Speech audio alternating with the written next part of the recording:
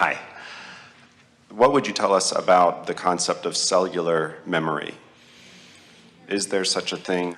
My feeling would be that certainly our cells, as you said, the one-celled amoeba in the ocean has preference and moves towards relief and moves towards what it wants. Is that something that affects us as a being in a general sense? Is there an awareness of it? Or what would you say about it? Well, yes, and it's a wonderful question. So think about the trillions of cells in your body who are having their experience. And let's isolate a cluster of them for a moment, and let's say that for whatever reason they're having a less than healthy experience.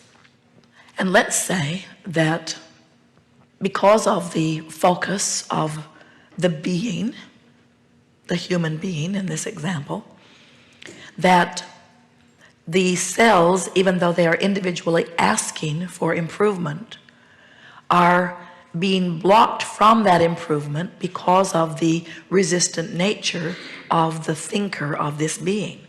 In other words, the cells of your body know what their perfect balance is and are always reaching for it. In the same way that we were talking about Source always calling you forward, well, the expanded version of every cell, and there is one, is calling the physical apparatus forward toward the improvement or the evolution. Did you hear that? That's so big. Just like you are living contrast and giving birth to rockets of desires that Source has become and is calling you toward. Every cell has an expanded version of self that is vibrationally, that Source is the non-physical embodiment of, and is calling the physical part of the cell toward. We know this is a bit difficult to wrap your thoughts around, but if you can, there's going to be a big breakthrough here for all of you. Do you know that the very reason that you feel pain in your body is because the cell is calling for energy that you are resisting? That's what the sensation of pain is. The sensation of pain is help's on the way, but you're not turning in the direction of it. Think about some pain that you may have experienced, and think about how the cells are calling Source energy toward it, and calling, so the energy is moving faster toward this evolved condition.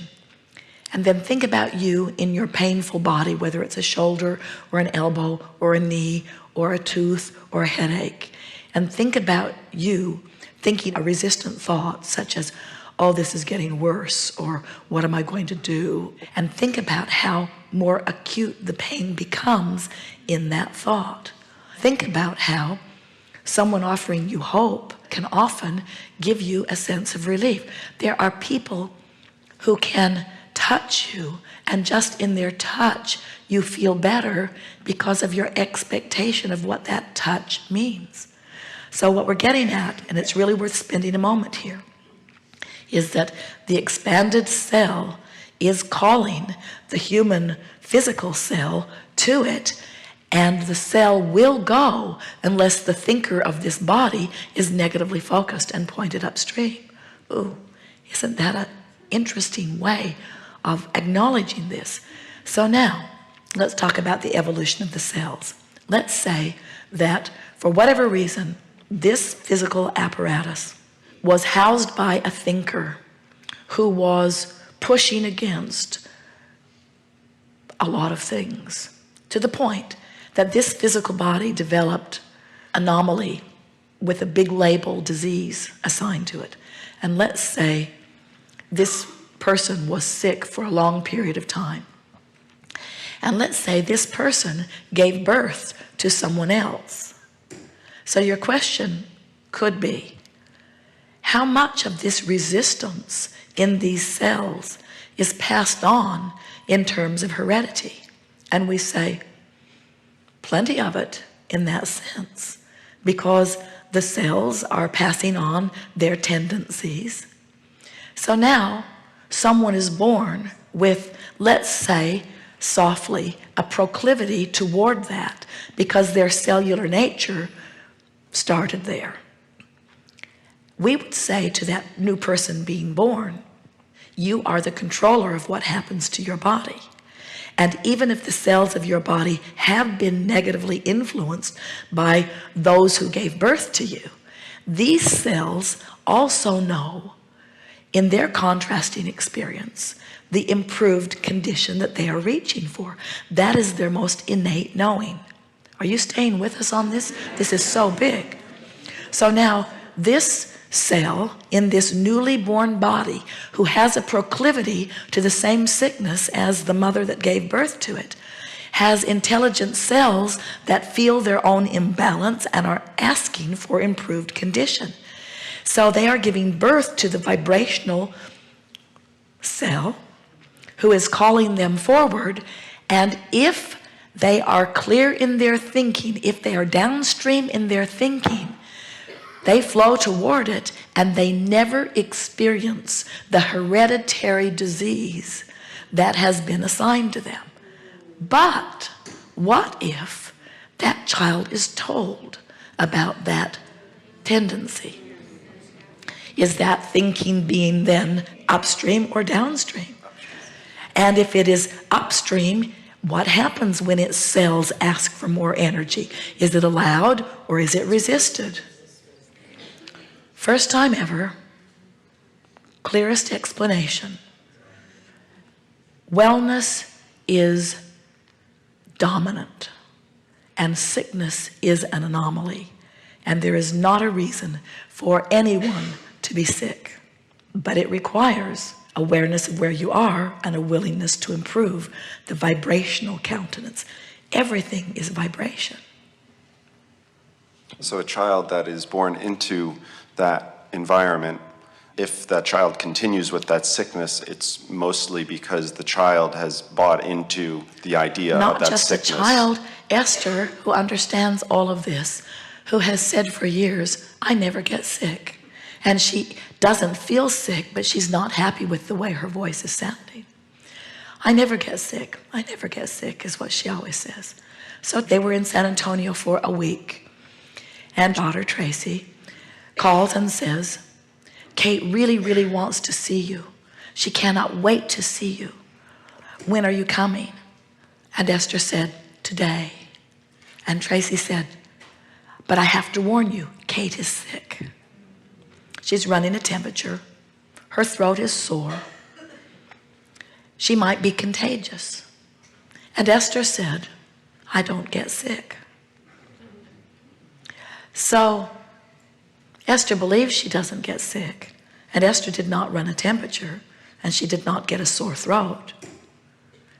But she was influenced by the idea of that, you see. So clearly, Esther understands that there are a number of things. In other words, we explained to you earlier, because of Jerry's impertinent question,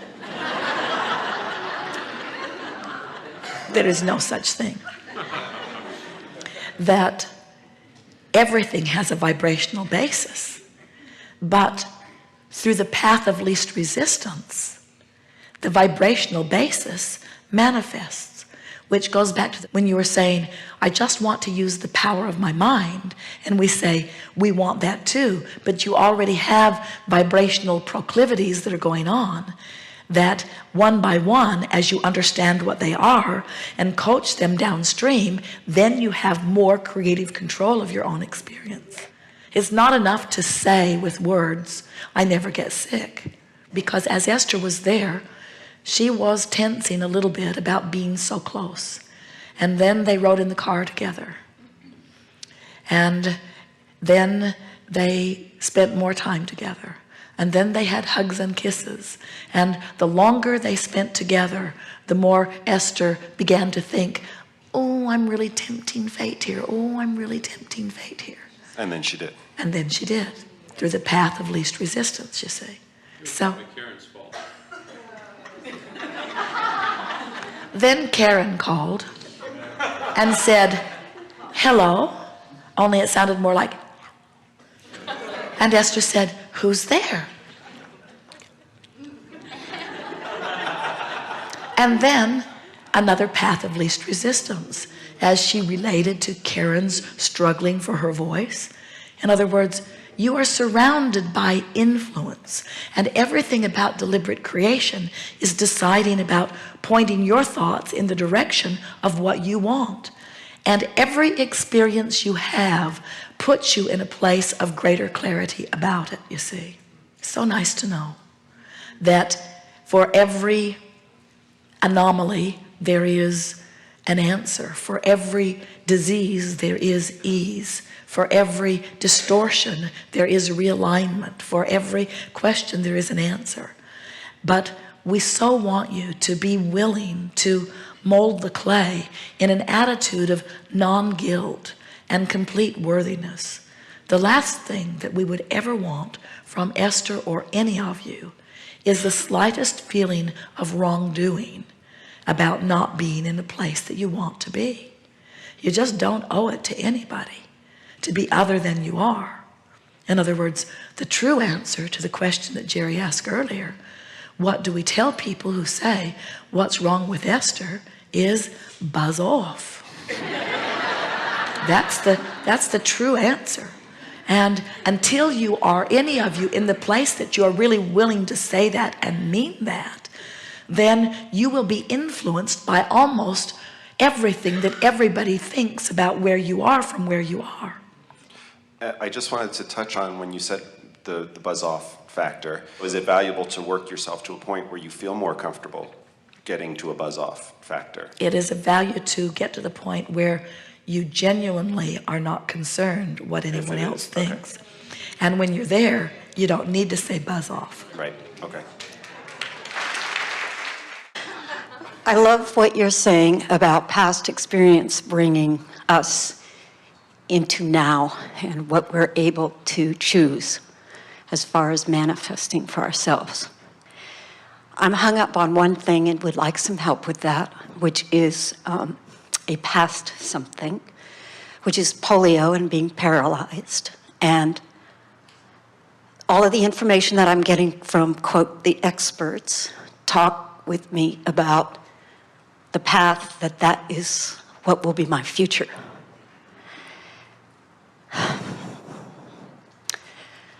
And I know because of fear that I'm creating some resistance there. And I would like to be rid of that so that I can move on. I'm also having to teach my clients, they're asking me these questions. Can we change our cellular structure? Well, yes, but there are a number of things that we want to give to you about this in order to give you a sort of basis of expectation that will serve you. If you could go to the physician every 5 or 10 minutes for the next month or so, they would find all kinds of things that you wouldn't normally find because your body is constantly cycling. You are like a veritable chemical factory producing the balances to imbalances and so forth. And so as you realize that your bodies are constantly changing, then you realize that diagnoses can change too. Usually people do not change their thought very far from the reality of what they are living, which means when they find themselves in the middle of an experience like a disease, a dreaded disease that they don't want to have, when they find themselves in the middle of it, most people give it their undivided attention. In fact, most people offer most of their vibration in response to what they are observing. So what happens is, as you observe something through the eyes of an expert who is using all of those special lenses to look into your body, and that information that they give you is counter to what you want, it is logical that you would feel fear or strong negative emotion because the thought that is being activated in response to what you're giving your attention to is contrary to what's over here in your vibrational escrow. Now, the thing that physicians, for the most part, are not factoring in, they are scientists. They are taught to examine what is, to use what has been as the basis of what they expect for the future. But the part of it that they are leaving out is that out of the contrast is born a desire that the larger part of you is embracing.